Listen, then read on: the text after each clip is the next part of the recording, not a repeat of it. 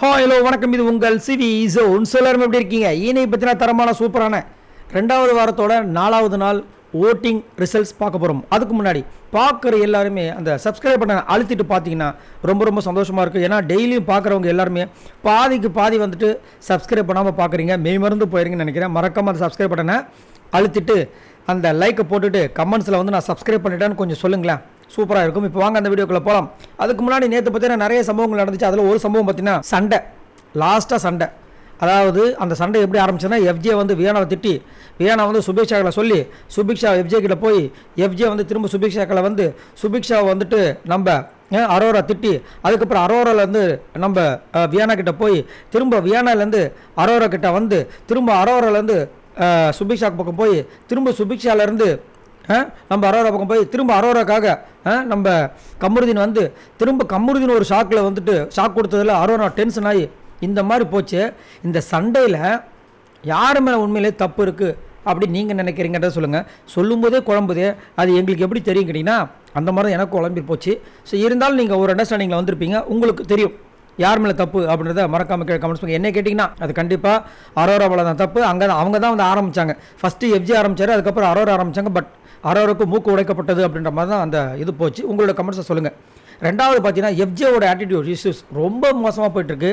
இவருக்கு கண்டிப்பாக இந்த வாரம் எல்லோ கார்டு கொடுத்தே ஆகணும், மினிமம் எல்லோ கார்டு கொடுத்தே ஆகணும். ஏன்னா நிறைய இதில் வந்துட்டு சம்பவத்தில் மாட்டிருக்காரு. இதுக்கப்புறம் இவர் விட்டு வச்சா இன்னும் பிரச்சனையாக போகும். அது மட்டும் இல்லாமல் இவரால் ஆதிரையோட கேம் சுத்தமாக போச்சு. ரொம்ப மட்டமான ஒரு கேம் போயிட்டு இருக்கு. இதை பற்றி உங்களோட கருத்து என்ன அப்படின்றத சொல்லுங்கள். அதே மாதிரி அரோரா ரம்யாவை பற்றி ஒரு சில விஷயங்கள் சொன்னவொடனே ரம்யா நேற்று வந்து டமானு கீழே விழுந்துட்டாங்க, விழுந்து ஹாஸ்பிட்டல் போயிருக்காங்க.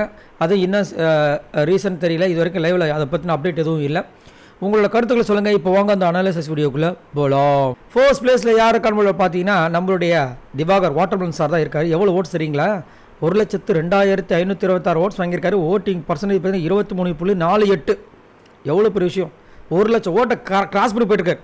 அதாவது பிக் பாஸ் வந்து ஒரு மந்திரத்தை சொன்னார், எதிர்பாராதது எதிர்பாருங்கள். இந்த 9 சீசனில் ஃபர்ஸ்ட் டைம் நடந்திருக்கு. அதுதான் இந்த திவாகரோட ஓட்ஸ். எதிர்பாராததை எதிர்பாருங்கள். திவாகர் உள்ளே வரும்போது யாருமே நினச்சி பார்த்துருக்க மாட்டோம். திவாகருக்கு நம்ம சப்போர்ட் பண்ணுவோம்னு நினச்சி கூட பார்த்துருக்க மாட்டோம். அவர் ஒரு ட்ரால் மெட்டீரியல் கண்டென்ட் அப்படி தான் நினச்சோம். பட் கிங் மேக்கர், அதாவது பிக் பாஸ் சீசன் 9ல் கண்டென்ட் மேக்கர் மாதிரி ஆகிட்டார். அது மட்டும் இல்லாமல் சும்மா போன வாரம் பார்த்தீங்கன்னா பரிதாப ஓட்டு தான் அவரை காப்பாதுச்சு. பட் இப்போலாம் பார்த்தீங்கன்னா வேறு மாதிரி வெறித்தனமாக சம்பவம் போட்டார். அது மட்டும் இல்லாமல் இவருக்கும் வினத்துக்கும் ஒரு காம்போ செம்மையாக போயிட்டு இருக்கு. டாம் அண்ட் ஜெரி மாதிரி போயிருக்கு. அதில் வேறு இவங்க 2 பேரும் நடுவில் கொஞ்சம் பக்கத்து காணுன்ற மாதிரி போயிட்டு இருக்கு. அதே மாதிரி இவர் அட்டாக் வேறு பண்ணுறாங்க. எப்படியோ இவர் வந்து விஜய் பார்வதிக்கு ஆப்போசிட்டாக திருப்புறதுக்கு இந்த அன்புகங்கும் சபரி கண்மணின்றப்பாங்க கனி, அதுக்கப்புறம் எஃப்ஜே இவங்கெல்லாம் வந்துட்டு அப்படியே மைண்டை கழுவுறாங்க, மண்டையை கழுவுறாங்க. மாறிடு நீ விஜய் இது பார்வதிக்கு ஆப்போசிட்டாக மாறிடுன்னு என்னத்தை சொல்ல. இந்த திவாகருக்கு பிரச்சனை வரும்போது நின்ன ஒரே ஆள் அந்த விஜய் பார்வதி. அப்படிங்கும்போது இவர் விட்டுருவாரா தெரியும். 2வது பிளேஸ் பார்த்தீங்கன்னா நம்மளுடைய சபரி இருக்கார். இவர் எவ்வளோ ஓட்ஸ் வாங்கியிருக்காரு அவரை பார்த்தீங்கன்னா 89,848 ஓட்ஸ் வாங்கியிருக்காரு. ஓட்டிங் பர்சன்டேஜ் பார்த்தீங்கன்னா 20.57. ரம்யா அவங்களுடைய ஸ்டோரி சொல்லும்போது நிறைய கஷ்டங்களை ஷேர் பண்ணியிருந்தாங்க. அப்புறமா ஒரு கஷ்டத்துக்கு மேலே வந்துட்டு அவர் ஒரு மாதிரி கேவலமாக ஒரு கேள்வி கேட்டோடனே நான் அவனை விட்டுட்டு வந்துட்டேன்னு சொன்னோடனே கிளாப் பண்ண ஃபஸ்ட் ஆள் நம்ம சபரி. அதிலெல்லாம் மனுஷனை அச்சிக்க முடியாது. அதே மாதிரி திடீர்னு ரம்யா கீழே விழுந்துட்டாங்க. அவங்க டக்குன்னு வந்து இது பண்ணது நம்ம சபரி. இந்த மாதிரி நிறைய விஷயங்கள் வந்து சபரிக்கிட்ட நல்ல குட் குவாலிட்டிஸ் இருக்குது. ஆனால் தேவையில்லாமல் இந்த அன்பு கேங்குன்ற ஒரு விஷயத்தில் மாட்டிக்கிட்டு அவருக்கு பேர் ரொம்ப டேமேஜ் ஆகிட்டுருக்கு. அதனால தான் வந்து நிறைய பிரச்சனைகளை அவர் சந்திச்சிட்ருக்கார். உண்மையிலே ஒரு நல்ல ஹியூமன் பீயிங் நம்ம சபரின்றதில் மாட்டுக்கிறதே கிடையாது. பட் இந்த அன்பு கேங்கு கூட இருக்கும்போது அது வந்துட்டு வரும். இந்த பூவோடு சேர்ந்த நாரும் மணக்குன்னு சொல்லுவாங்களே, இப்போ நாரோடு சேரும்போது பூ வந்து என்ன பண்ணும், நாரும். அந்த மாதிரி தான் ஆயிருக்கு இந்த மாதிரி சபரி அப்படின்னு நிறைய பேர் கருத்து தெரிவிக்கிறாங்க. இந்த சபரியோட கேம் உங்களுக்கு பிடிச்சிருக்கா இல்லைன்றதை மறக்காம கீழே கமெண்ட்ஸ் பண்ணுங்கள். 3வது பிளேஸ் பார்த்தீங்கன்னா விஜய் பார்வதி இருக்காங்க. இவங்க எவ்வளோ ஓட்ஸ் வாங்கியிருக்காங்க அப்படி பார்த்தீங்கன்னா 49,256 ஓட்ஸ் வாங்கியிருக்காங்க. ஓட்டிங் பர்சன்டேஜ் பார்த்தீங்கன்னா 11.28. விஜய் பார்வதி பற்றி கண்டிப்பாக சொல்லணும். இப்போதைக்கு கண்டென்ட்டு இந்த 2வது வாரம் பார்த்தீங்கன்னா கண்டிப்பாக விஜய் பார்வதி மட்டும்தான். சரி, கண்டென்ட் மட்டுமா கொடுக்குறாங்க கேட்டிங்கன்னா அங்கே இருக்கிற எல்லாருக்கும் டார்ச்சரும் கொடுக்குறாங்க. பேசுகிற பேச்சு அவங்களால கேட்க முடியல. அவங்கள எதிர்க்கிறது இப்போதைக்கு பார்த்தீங்கன்னா எஃப்ஜேலேருந்து கனிலேருந்து சபரியிலேருந்து பிரவீன் ராஜிலேருந்து கெமியிலேருந்து எல்லோரும் இந்த அம்மாவுக்கு அகேன்ஸ்ட் தான். சரி, சூப்பர் டீலக்ஸில் இவங்களுக்கு அங்கேயும் இருக்காங்க. இப்போ சூப்பர் டீலக்ஸில் இருக்கிறதுனால சைலண்ட்டாக இருக்காங்க. ஸோ ஏதோ ஒரு சம்பவத்தை பண்ணிட்டாங்க. அது மட்டும் இல்லாமல் பிக் பாஸோட தாரக மந்திரம் என்ன, தனித்து விளையாடு, தனித்து வெளியே போ, ஆனால் உண்மையாயிரு. அந்த வேலையை விஜய் பார்வதி, திவாகர், அப்புறம் யார், வேறு யாரும் இல்லை. இப்போதைக்கு இவங்க 2 பேரும் செம்மையாக பண்ணிகிட்ருக்காங்க. அரோரா அப்படி தான் இருக்காங்களான்னு தெரியல. சரிங்களா? ஸோ உங்களோட கமெண்ட்ஸை சொல்லுங்கள். இந்த விஜய் பார்வதிக்கு உங்களோட சப்போர்ட்டை கொடுப்பீங்களா? அதே மட்டும் இல்லாமல் விஜய் பார்வதி பண்ணுற சின்ன சின்ன தப்புகள் மட்டுமே துஷார் கணக்கு தெரியுது. அது ஏன் மற்றவங்க எல்லாருமே ரொம்ப யோகியமாக இருக்காங்களா? கமெண்ட்ஸ் பண்ணுங்கள். 4வது பிளேஸ் பார்த்தீங்கன்னா கமருதீன் இருக்கார். இவர் எவ்வளோ ஓட்ஸ் வாங்கியிருக்காரு அப்படி பார்த்தீங்கன்னா 42,044 ஓட்ஸ் வாங்கியிருக்காரு. ஓட்டிங் பர்சன்டேஜ் பார்த்தீங்கன்னா 9.63. இன்றைக்கி வாழைப்பழத்தில் ஊசி சொருகிற மாதிரி அரோராவை வந்துட்டு அந்த சபையில் வச்சு செஞ்சார் பார்த்துங்க. பார்த்தீங்களா? அது செம்ம மாதம் இருந்துச்சு. நான் நேற்றே யோசித்தேன், கமருதீன் வந்துட்டு அரோரா பற்றி நம்ம வினோத் கிட்ட வந்து சொல்லும்போது, மச்சான் என் கூட பேச வேணாம்னு சொல்லிட்டாங்க, எனக்கு ஒன்றும் இல்லை மச்சான், நான் சேஃபு, இல்லை ஏதாவது பிரச்சனை கோத்து விட்ருவாங்க அப்படி இப்படி பேசிகிட்டு இருந்தேன். சரி அப்படின்போது இன்றைக்கி வந்துட்டு ரம்யா வந்துட்டு அரோரா பற்றின ஒரு விஷயத்தை வந்து சபையில் போட்டு உடைக்க அதெல்லாம் கேட்டுட்டு கடைசியில் வந்துட்டு ஆமாம் ரம்யா எதுக்கு வந்து அரோராவை கலாய்க்கிற, அவங்க கேரக்டர் டேமேஜ் பண்ணுறியா? ஆமாம் நாங்கள் 2 பேரும் சேர்ந்து தான் வந்துட்டு சூப்பர் டிலக்ஸ்லேருந்து பிக் பாஸ் வீட்டுக்கு போனோம், உனக்கு என்ன அப்படின்னு இந்த பக்கம் ஏய் நான் எப்படா அவங்ககிட்ட பேசினேன் அப்படின்னு அரோரா கேட்க கமருதீன் பேசினம்மா நீ மறந்துருப்பா அப்படின்ட்டார். ரம்யான் சேனக்கில் ஒரே சிரிப்பு. சரி அது தவிர்த்து வேறு என்ன? இன்றைக்கி பார்த்தீங்கன்னா கமருதீன் எந்த சம்பவம் பண்ணல, திவாகர் கிட்ட பிரச்சனைக்கு போகவே இல்லை. ஏன் காரணம்னா கமருதீனை வந்து விஜய் பார்வதி ரொம்ப பிடிக்குன்ட்டாங்க. கமருதீனுக்கு விஜய் பார்வதி ரொம்ப பிடிச்சி போச்சு. என்ன அது புது லவ் கண்டென்ட்டா தெரியலையே. இந்த கமருதீனை உங்களுக்கு பிடிக்குமான்றதை கமெண்ட்ஸ் பண்ணுங்கள். 5வது பிளேஸ் பார்த்தீங்கன்னா ரம்யா இருக்காங்க. இவங்க எவ்வளோ ஓட்ஸ் வாங்கியிருக்காங்க அப்படி பார்த்தீங்கன்னா 35,412 ஓட்ஸ் வாங்கியிருக்காங்க. ஓட்டிங் பர்சன்டேஜ் பார்த்தீங்கன்னா 8.11. சம்பவம் சைலண்ட்டாக தான் உட்காந்துருந்தாங்க.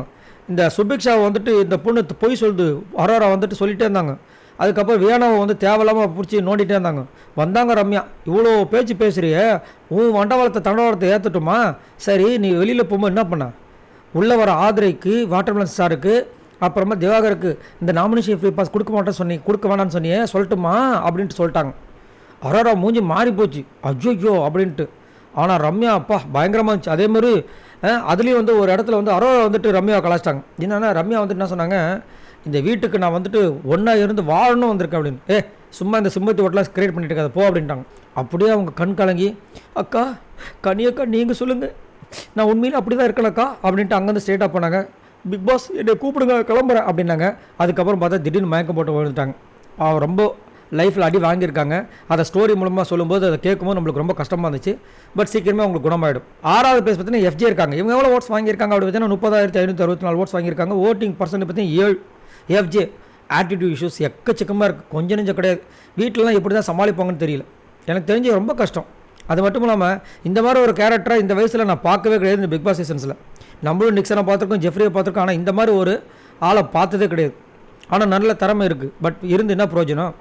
எல்லாத்தையுமே பார்த்துட்ட ஒரு மிதப்போ இருக்குது. அதே மாதிரி யார்கிட்ட எப்படி பேசணும்னு தெரியல. பெண்கள்கிட்ட குறிப்பாக கொஞ்சம் கூட மரியாதையே கிடையாது, இஷ்டத்துக்கு வாயை விடுறது. இன்றைக்கி கூட வந்து வியானாவை சொல்கிறாரு, சோறு சாப்பிட்டு தூங்குறதுக்கு எதுக்கு பிக் பாஸ் வீட்டுக்கு வந்தீங்கன்னு. இவர் நம்ம நிறைய கிழிச்சா மாதிரி என்னையா நடக்குது ஒன்றுமே புரிய மாட்டுது. எஃப்ஜேயால் தான் ஆதிரையோட கேமே ஸ்பாயில் ஆகிட்டு இருக்கு. அந்த விஷயங்கள் இவருக்கு புரியுதான்னு தெரில. எஃப்ஜே கிட்ட ஆதிரை பேசும்போது ஆதிரை கிட்ட முறைச்சி பேசுகிறாரு, லவ் பண்ணுறாங்க. அதே மாதிரி அரோரா கிட்ட பேசும்போது எஃப்ஜே வந்து சிரித்து பேசுகிறாரு, கொஞ்சம் பேசுகிறாரு. என்னையா நடக்குது? அட போங்கப்பா. 7வது பிளேஸ் பார்த்தீங்கன்னா அப்சரா இருக்காங்க. எவ்வளோ சேஃப்டாக இருக்காங்க, சூப்பர்ப்பா. 29,480 ஓட்ஸ் வாங்கியிருக்காங்க. ஓட்டிங் பர்சன்டேஜ் பார்த்தீங்கன்னா 6.75. அப்சராக்கு எப்படி இவ்வளோ ஓட்டு வருது அப்படின்ற விஷயங்கள் தெரியல.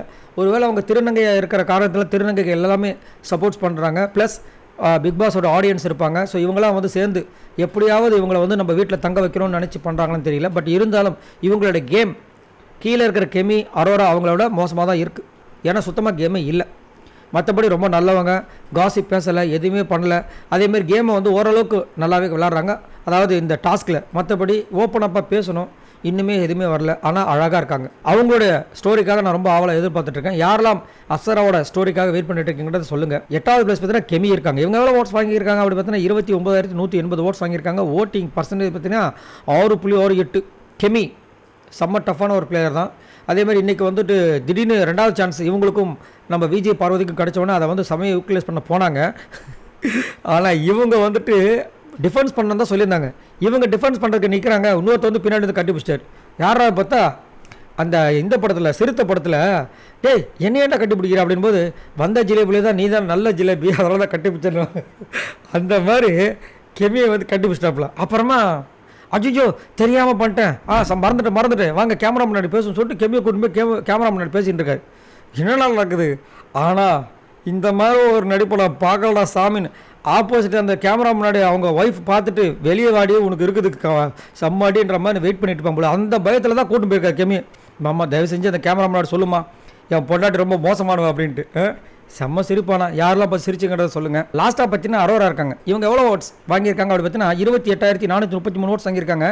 ஓட்டிங் பர்சன்டேஜ் பார்த்தீங்கன்னா 6.5. எனக்கு தெரிஞ்ச அரோரா வந்துட்டு அரோகரா அப்படி தான் சொல்லி ஆகணும். ஏன்னா ஓட்டே இல்லாமல் லாஸ்ட்டில் வந்துட்டு நான் என்ன பண்ணுன்னு எனக்கே தெரியல அப்படின்ற மாதிரி இருக்காங்க. அது மட்டும் இல்லாமல் நிறைய பேர் என்ன கமெண்ட்ஸ் கொடுக்குறாங்கன்னா, இவங்ககிட்ட இருந்த எல்லா கண்டென்ட்டையும் இறக்கிட்டாங்க, இதுக்கு மேலே அவங்ககிட்ட ஒன்றுமே கிடையாது அப்படின்ட்டாங்க. அது மட்டும் இல்லாமல் அரோராவும் துஷாரும் அந்த விஷயங்கள் ரொம்ப, அதாவது லவ் கண்டென்ட்னா ஒரு ரேஞ்சுக்கு போகும், இது வேறு மாதிரி ரேஞ்சில் போயிட்டுக்குது. அவங்க பேசக்கூடிய விஷயங்கள் எல்லாமே 18+. அப்போ எப்படி இருக்கும் சொல்லுங்கள், யோசிச்சு பாருங்கள். அது மட்டும் இல்லாமல் அரோரா வந்துட்டு இன்னொருத்தவங்கள போட்டு கொடுக்கணும்னு சொல்லிட்டு அங்கே போய் ஒரு வேலையை பண்ணாங்க பாருங்கள், அவங்களுக்கே செம்ம மொக்கம் வந்துச்சு. அதேமாதிரி போன வாரம் கமருதீன் கூட சுற்றிட்டு இருந்தாங்க, அப்புறம் கொஞ்சம் துஷார் கூட. இப்போ ஃபுல்லாக கமருதீன் டிஸ்கண்டினியூ பண்ணிட்டு துஷார் கூட கண்டினியூ பண்ணிட்டு இருக்காங்க. என்னையா நடக்குது ஒன்றுமே புரியலப்பா. இவங்கெல்லாம் எதுக்கு பிக் பாஸ் வீட்டுக்கு வந்தாங்கன்னு நிறைய பேர் வந்து தலையில் அடிச்சுக்கிறாங்க. உங்களுக்கு இந்த அரோரா பிடிக்குமான்றதை மறக்காம கமெண்ட்ஸ் பண்ணுங்கள். இவங்க எல்லாரும் மொத்தமாக அவங்க ஓட்ஸ் இது வரைக்கும் பார்த்தீங்கன்னா 4,36,743 ஓட்ஸ் வாங்கியிருக்காங்க. ஸோ இந்த வாரம் கண்டிப்பாக வந்துட்டு லாஸ்ட்டில் இருக்கிற அரோரா, கிமி, அப்சரா இவங்க 3 பேரில் யாரோ ஒருத்தங்க போக போகிறாங்க. அதுக்கு மேலே இருக்கிற FJ நல்ல ஓட்டு வாங்கியிருக்காரு கேட்டிங்கன்னா ஓரளவுக்கு கொஞ்சம் ஓட்டு வாங்கியிருக்காப்புல. பட் இருந்தாலும் எனக்கு தெரிஞ்சு FJ வெளியே அனுப்பிச்சது நல்லது, இல்லைன்னா அப்சரா அனுப்புறது வெளியே நல்லது. மற்றவங்க ஓரளவுக்கு கொடுக்கணும்னு எதிர்பார்க்குறாங்க. அரோராலாம் சுத்தம், அவங்கள அனுப்பிச்சாலும் சந்தோஷம் தான். இல்லை ட்ரிபிள் விஷயம் வச்சு உங்கள் 3 பேர் அனுப்பிச்சு விடுங்கன்றதான் என்னோட கருத்து. சரி, நீங்கள் உங்களோட கருத்தை சொல்லுங்கள். மறக்காம இந்த வீடியோக்கு லைக் தட்டி விடுங்க. இந்த மாதிரி சுட சுவையான அப்டேட்ஸில் உங்களுக்காக காத்துட்டு இருக்கு. மறக்காம சப்ஸ்கிரைப் பண்ணுங்கள். பாய் நண்பர்களே.